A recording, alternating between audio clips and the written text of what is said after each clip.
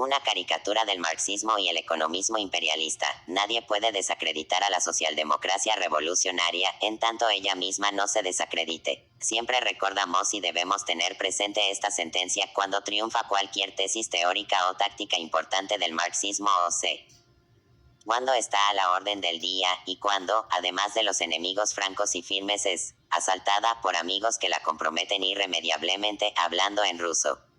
La ridiculizan y la convierten en una caricatura.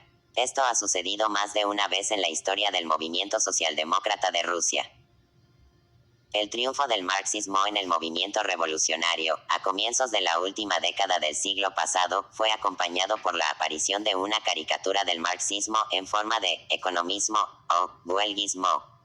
Los izquierdistas no habrían podido defenderlos fundamentos teóricos y políticos del proletariado contra el populismo pequeño burgués y contra el liberalismo burgués, sin una larga lucha contra el economismo. Igual cosa sucedió con el bolchevismo, que triunfó en el movimiento obrero de masas en 1905 debido, entre otros motivos, a una correcta aplicación de la consigna de boicot a la Duma zarista, cuando se libraron las luchas más importantes de la Revolución Rusa en el otoño de 1905. El bolchevismo tuvo que enfrentar y vencer en la lucha otra caricatura en 1908 a 1910, cuando Aleksinsky y otros se oponían con gran alboroto a participar en la Tres Duma. Igual cosa sucede también ahora. El reconocimiento del carácter imperialista de la guerra actual y la demostración de sus íntimos vínculos con la época imperialista del capitalismo encuentran no solamente resueltos adversarios sino también amigos irresolutos para quienes la palabra imperialismo se ha convertido en moda. Han memorizado la palabra y ofrecen a los obreros una irremediable confusión teórica, resucitando muchos de los viejos errores del viejo economismo. El capitalismo ha triunfado, por lo tanto no es necesario molestarse con problemas políticos, razonaban los viejos economistas en 1894 a 1901, llegando hasta la negación de la lucha política en Rusia. El imperialismo ha triunfado, por lo tanto no es necesario molestarse con los problemas de la democracia política, razonan los actuales economistas imperialistas. Como muestra de esos sentimientos, de esa caricatura del marxismo, merece atención el artículo de P. Kievsky que se publica en este número, como primer intento de ofrecer algo parecido a una exposición literaria integral de las vacilaciones que se han observado en algunos círculos de nuestro partido en el extranjero desde principios del año 1915. Si el economismo imperialista se propagara entre los marxistas, que se han manifestado decididamente contra el social-chauvinismo y por el internacionalismo revolucionario en la gran crisis actual del socialismo, ello significaría un golpe gravísimo a nuestra tendencia y a nuestro partido, pues o comprometería desde dentro, desde sus propias filas, lo convertiría en exponente de un marxismo caricaturesco. Por eso es necesario discutir profundamente, aunque solo sea los más importantes de los numerosos errores de Kievsky, prescindiendo de lo poco interesante que esto sea, y prescindiendo, también, de hecho de que con frecuencia tengamos que explicar tediosamente verdades elementales conocidas y comprendidas hace mucho por el lector atento y reflexivo a través de nuestra literatura de los años 1914 y 1915. Empezaremos por el punto central de los razonamientos de P. Kievsky, para llevar inmediatamente al lector a la esencia de esta nueva tendencia del economismo imperialista. 1. La actitud marxista hacia la guerra y la defensa de la patria. P. Kievsky está convencido, y quiere convencer a sus lectores, que él solamente no está de acuerdo con el 9 del programa de nuestro partido, que se refiere a la autodeterminación de las naciones. Trata, muy enfadado, de rechazar la acusación de haberse apartado de los fundamentos del marxismo en general en el problema de la democracia, de haber traicionado, las comillas airadas son de P. Kievsky, el marxismo en problemas fundamentales. Pero, lo cierto es que en cuanto nuestro autor comienza a discutir su desacuerdo supuestamente parcial sobre un problema particular, en cuanto presenta sus argumentos, consideraciones, etc., inmediatamente revela que se está desviando del marxismo en toda la línea. Tómese el apart. 2 de su artículo. Esta reivindicación, es decir, la autodeterminación de las naciones lleva directamente. Signo de cierre de exclamación. hacia el socialpatriotismo, declara nuestro autor, y explica que la consigna traidora de la defensa de la patria surge de manera completamente lógica del derecho de las naciones a la autodeterminación. En su opinión, la autodeterminación significa aprobar la traición de los socialpatriotas franceses y belgas, que defienden esta independencia, la independencia nacional de Francia y Bélgica con las armas en las manos. Ellos hacen lo que los partidarios de la autodeterminación defienden solo, la defensa de la patria pertenece al arsenal de nuestros más encarnizados enemigos. Nos negamos decididamente a comprender cómo se puede estar al mismo tiempo contra la defensa de la patria y por la autodeterminación, contra la patria y por ella. Este es P. Pievsky. Evidentemente no ha comprendido nuestras resoluciones contra la consigna de la defensa de la patria en la actual guerra. Es necesario, por lo tanto, explicar nuevamente el sentido de lo que, con tanta claridad, se expone en nuestras resoluciones. La resolución de nuestro partido, adoptada en la Conferencia de Berna, en marzo de 1915, sobre la consigna de la defensa de la patria comienza con estas palabras. La verdadera esencia de la guerra actual reside. La resolución trata de la guerra actual. No pudo ponerse con mayor claridad. Las palabras, en esencia, indican que hay que distinguir entre lo aparente y lo real, entre la apariencia y la esencia, entre las palabras y los hechos. El propósito de todo discurso sobre la defensa de la patria en esta guerra es presentar falsamente la guerra imperialista de 1914 a 1916, guerra por el reparto de colonias, por el saqueo de países extranjeros, etc., como una guerra nacional. Y para no dejar la más mínima posibilidad de desfigurar nuestros puntos de vista, agregamos a la resolución un parágrafo especial sobre las guerras realmente nacionales, que tuvieron lugar particularmente no significa exclusivamente, entre 1789 y 1871. La resolución aclara que en la base de estas guerras, realmente, nacionales existía un largo proceso de movimientos nacionales de masas, una lucha contra el absolutismo y el feudalismo por la eliminación de la opresión nacional. Está claro, no es así.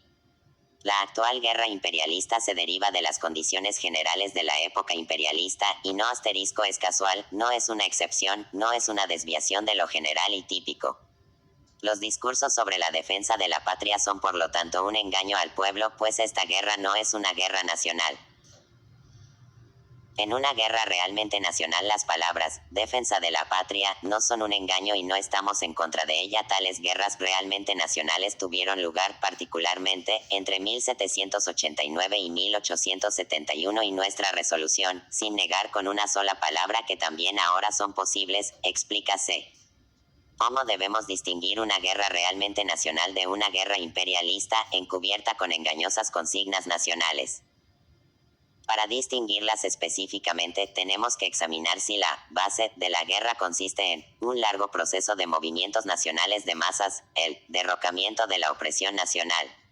La resolución sobre el pacifismo afirma expresamente: los socialdemócratas no pueden dejar de notar el significado positivo de las guerras revolucionarias, es decir, de las guerras no imperialistas, como aquellas que tuvieron lugar, por ejemplo, préstese atención.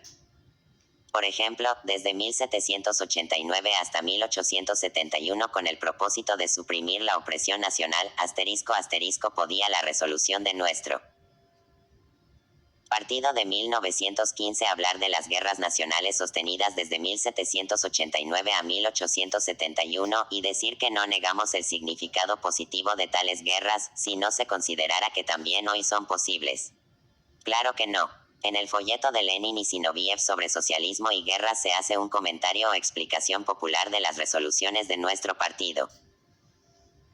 En la página 5, se dice claramente que los socialistas han considerado las guerras por la defensa de la patria, o guerras defensivas, como legítimas, progresistas y justas, solo en el sentido del derrocamiento de la opresión extranjera. Cita un ejemplo: Persia contra Rusia, etc., y dice: estas serían guerras justas y defensivas, prescindiendo de quien atacó primero. Cualquier socialista desearía la victoria de los estados oprimidos dependientes, y de los estados en desigualdad de condiciones sobre las grandes potencias opresoras, esclavistas y expoliadoras, ***. P. Pievsky conoce perfectamente el contenido del folleto, que fue publicado en agosto de 1915 y traducido al alemán y al francés. Y nunca, en ninguna ocasión ni él, ni nadie objetó la resolución sobre la consigna de defensa de la patria, o la resolución sobre el pacifismo, o su interpretación en el folleto. Nunca, ni una sola vez. Tenemos entonces el derecho de preguntar. Calumniamos a P. Pievsky cuando decimos que no comprendió en absoluto el marxismo, si comenzando con marzo de 1915 no objetó los puntos de vista de nuestro partido sobre la guerra, mientras que ahora, en agosto de 1916, en un artículo sobre la autodeterminación, es decir, sobre un problema supuestamente parcial, R. revela una notable incomprensión de un problema general. P. Pievsky califica la consigna de la defensa de la patria de traidora. Podemos asegurarle con confianza que toda consigna es y será siempre traidora para quienes la repiten en forma mecánica, sin comprender su significado, sin prestarle una atención adecuada para quienes simplemente memorizan las palabras sin analizar sus inferencias. ¿Qué es en términos generales la defensa de la patria? Es un concepto científico referente a la economía, a la política, etc. No, es simplemente una expresión corriente muy manoseada, a veces simplemente pequeño burguesa, destinada a justificar la guerra. Nada más, absolutamente nada más. El término traidora solo puede aplicarse en el sentido de que el pequeño burgués es capaz de justificar cualquier guerra diciendo: defendemos nuestra patria, en tanto que el marxismo, que no se degrada rebajándose hasta el nivel de los pequeñoburgueses, exige un análisis histórico de cada guerra para determinar si esta guerra particular puede o no ser considerada progresista, si es útil a los intereses de la democracia y del proletariado, y si, en tal sentido, es legítima, justa, etc. La consigna de defensa de la patria es a menudo una justificación inconsciente pequeñoburguesa de la guerra y revela incapacidad de analizar el significado y las consecuencias de una guerra particular y verla en su perspectiva histórica. El marxismo hace este análisis y dice: si la esencia de la guerra es, por ejemplo, el derrocamiento de la opresión extranjera, lo que fue particularmente típico de la Europa de 1789 a 1871, entonces esa guerra es progresista en lo que se refiere a la nación o estado oprimidos. Sin embargo, si la esencia de la guerra es un nuevo reparto de colonias, el reparto del botín, el saqueo de países extranjeros, y así es la guerra de 1914 a 1916, entonces toda frase sobre la defensa de la patria es un engaño absoluto al pueblo. Entonces, ¿cómo descubrir y definir la esencia de una guerra? La guerra es la continuación de la política. En consecuencia debemos examinar la política de preguerra, la política que condujo a la guerra y la provocó. Si era una política imperialista, es decir, que defendía los intereses del capital financiero, y saqueaba y oprimía las colonias y los países extranjeros, entonces la guerra que surge de esa política es imperialista. Si era una política de liberación nacional, es decir, si era la expresión del movimiento de masas contra la opresión nacional, entonces la guerra que surge de esa política es una guerra de liberación nacional. El hombre común no comprende que la guerra es la continuación de la política, y por lo tanto se limita a la fórmula: el enemigo nos atacó, el enemigo invadió mi patria, sin detenerse a analizar qué cuestiones están en juego en esa guerra, qué clases la libran y con qué objetivos políticos. P. Pievsky desciende al nivel de ese hombre común cuando declara que los alemanes han ocupado Bélgica y, en consecuencia, desde el punto de vista de la autodeterminación los socialpatriotas belgas tienen razón, o los alemanes han ocupado parte de Francia, en consecuencia, Gesde puede estar satisfecho, porque se trata de un territorio poblado por la nación interesada y no por una nación extranjera. Para el pequeño burgués lo importante es dónde están apostados los ejércitos, quién está venciendo en el momento actual. Para un marxista lo importante es qué cuestiones están en juego en esa guerra, en el curso de la cual puede ir venciendo a veces un ejército, a veces el otro. ¿Por qué se libra la guerra actual? La respuesta está dada en nuestra resolución basada en la política seguida durante décadas antes de la guerra por los países beligerantes. Inglaterra, Francia y Rusia luchan para conservar las colonias de las que se apoderaron, para saquear a Turquía, etc. Alemania lo hace para apoderarse de esas colonias y saquear ella misma a Turquía, etc. Admitamos incluso que los alemanes tomen París o Petersburgo. ¿Cambiaría por eso el carácter de la guerra actual? En lo más mínimo. El propósito de los alemanes, y lo que es más importante aún, la política que realizarían en el caso de triunfar ellos, es apropiarse de las colonias, dominar a Turquía, anexarse territorios poblados por otras naciones, por ejemplo, Polonia, etc. De ninguna manera someter a la dominación extranjera a los franceses o a los rusos.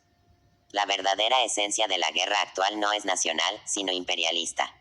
En otras palabras, no se libra para que un bando pueda derrocar la opresión nacional que el otro bando trata de mantener. Es una guerra entre dos grupos opresores, entre dos bandoleros, para determinar cómo repartir el botín, quién ha de saquear a Turquía y las colonias. En síntesis, una guerra entre grandes potencias imperialistas, es decir, potencias que oprimen a toda una serie de pueblos y los tienen sometidos al capital financiero, etc., o en alianza con las grandes potencias, es una guerra imperialista. Así es la guerra de 1914 a 1916. Y en esa guerra, la defensa de la patria es un engaño, un intento de justificar la guerra. Una guerra contra las potencias imperialistas, es decir, contra las potencias opresoras por parte de los países oprimidos, por ejemplo, coloniales, es una guerra realmente nacional. Es posible también hoy, la defensa de la patria en una guerra de una nación oprimida contra un opresor extranjero, no es un engaño. Los socialistas no se oponen a la defensa de la patria en una tal guerra. La autodeterminación de las naciones es lo mismo que la lucha por la completa liberación nacional, por la plena independencia, contra las anexiones, y los socialistas no pueden, sin dejar de ser socialistas, rechazar tal lucha en cualquiera de sus formas, inclusive hasta llegar a la insurrección o la guerra. P. Pievsky cree que argumenta contra Plejánov. Fue Plejánov quien señaló el vínculo entre la autodeterminación y la defensa de la patria. P. Pievsky creyó a Plejánov, creyó que ese vínculo era realmente tal como Plejánov lo presentaba. Y por haberle creído, P. Pievsky se asustó y resolvió después que él debía rechazar la autodeterminación para no caer en las conclusiones de Plejánov. Grande es la confianza en Plejánov y también el susto. Pero no hay ni rastros de reflexión sobre la esencia del error de Plejánov. Para hacer pasar esta guerra como una guerra nacional, los socialchauvinistas invocan la autodeterminación. Hay una sola manera correcta de combatirlos. Debemos demostrar que la guerra no se libra para liberar naciones, sino para determinar cuál de los grandes ladrones oprimirá mayor número de naciones. Llegar hasta la negación de las guerras que efectivamente se libran para la liberación de las naciones, significa hacer la peor caricatura del marxismo. Plejánov y los socialchauvinistas franceses insisten en hablar de la república que existe en Francia para justificar la defensa de ella contra la monarquía alemana. Si fuéramos a seguir el hilo del razonamiento de P. Pievsky, tendríamos que oponernos tanto a la república como a una guerra que efectivamente se libra para preservar la república. Signo de cierre de exclamación. Los socialchauvinistas alemanes encaran el sufragio universal y la enseñanza primaria obligatoria en su país para justificar la defensa de Alemania contra el zarismo. Si siguiéramos el hilo del razonamiento de P. Pievsky, tendríamos que oponernos tanto al sufragio universal como a la enseñanza primaria obligatoria, o a una guerra que efectivamente se libra en defensa de la libertad política contra los intentos de abolirla. Kautsky fue marxista hasta la guerra de 1914 a 1916, y muchas de sus principales obras y declaraciones serán siempre un modelo de marxismo. El 26 de agosto de 1910 escribió en New Essay a propósito de la guerra inminente. En una guerra entre Alemania e Inglaterra la cuestión no es la democracia, sino el dominio mundial, es decir, la explotación del mundo. No es esta una cuestión en la que los socialdemócratas puedan alinearse con los explotadores de su propia nación. He ahí una excelente formulación marxista, que coincide en todo con la nuestra, que desenmascara completamente al Kautsky de hoy, que del marxismo se pasó a la defensa del socialchauvinismo. Es una formulación que pone de manifiesto con claridad los principios en que se basa la actitud del marxismo hacia la guerra. Tendremos ocasión de volver sobre ello en otros artículos. La guerra es la continuación de la política. En consecuencia, cuando existe una lucha por la democracia, es posible una guerra por la democracia. La autodeterminación de las naciones es solo una de las reivindicaciones democráticas y no difiere, en principio, de otras reivindicaciones democráticas. El dominio mundial es, dicho en pocas palabras, la esencia de la política imperialista, de la cual la guerra imperialista es la continuación. Negar la defensa de la patria en una guerra democrática, es decir, negar la participación en tal guerra, es un absurdo que nada tiene que ver con el marxismo.